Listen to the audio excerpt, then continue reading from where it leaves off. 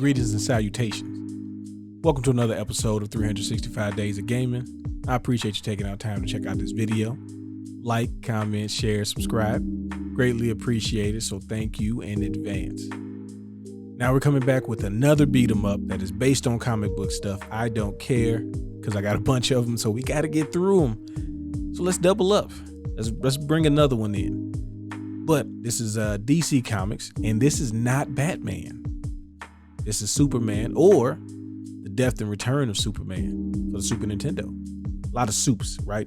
So this is based on the comic book of the same name. It does the really cool thing that they did back on the SNES days when you play a comic book based game where they try to do like comic style panels or some sort of artwork to kind of bring you into what's going on between each of the missions and things like that. And this game is, like I said, goes through the storyline. I thought it was really cool when I first played it because, like, first thing is it's single player, right? And that's kind of the hallmark of DC games back in the day. Besides the fighting game that we're gonna do an episode on, but everything else is like single player, right? So it's a beat 'em up. It's a Superman game, so it makes sense, right? It's got to be single player, and obviously the easiest way to do a superhero game on the SNES would be a beat 'em up. So I'm happy. But the thing that was always funny is this game, one, is not easy. Like, they do things that kind of make it hard. So for example, you can't lock multiple opponents into your combos. It's only going to be stunning one enemy. So that becomes an issue, right? And a lot of times enemies can hit you and like Superman won't flinch, which is kind of cool. But I don't know, somehow I feel like I'm getting cheated because he doesn't flinch and he just takes damage. Like, I want to know that I'm getting hit. And sometimes they just sneak one in, a little pat, a little tap, and then your health is just done. But really good game as far as, at least for the time. Like, I don't know if we got a better Superman representation for a long while, right? And they picked a really interesting storyline to cover. So if you are familiar, because I am not the most comic book expert guy on here, I just kind of know what I know from the things I've come across. But it covers where you start off as Superman, you fight Doomsday, which, believe it or not, took a lot more work than you see. Okay, it took a lot of effort.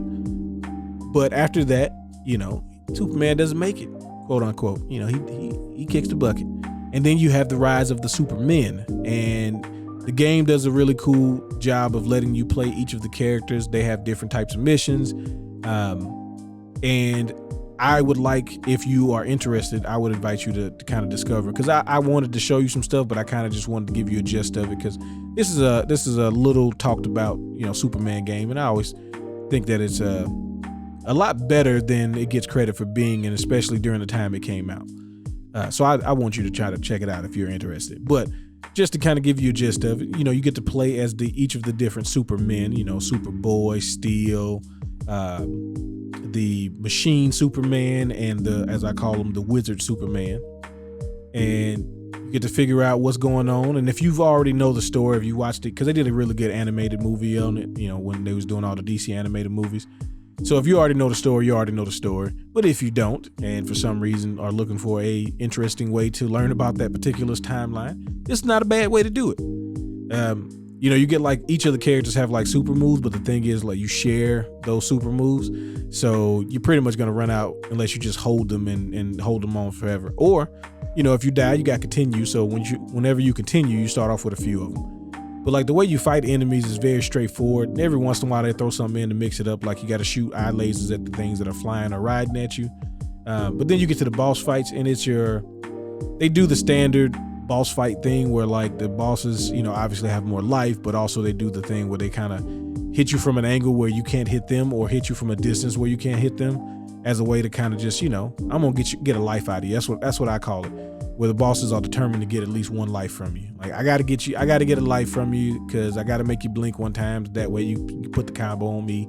Other than that, I'm gonna make it real hard for you to do it. And I know you didn't save any super moves because you're impatient, so you don't have any. And they don't do that much damage. That's the other thing, is that your super moves are best left to be used on grunts, because they don't do any damage for real to the bosses. So just use them whenever you get them.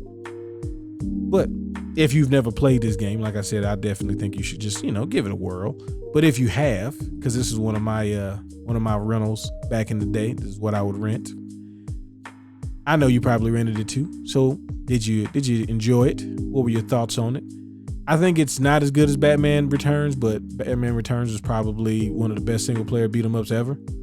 So kind of hard to beat, but it's a solid entry for Superman, and it's not, Superman 64. So got to give him credit for that, even though the game didn't exist when this game was created.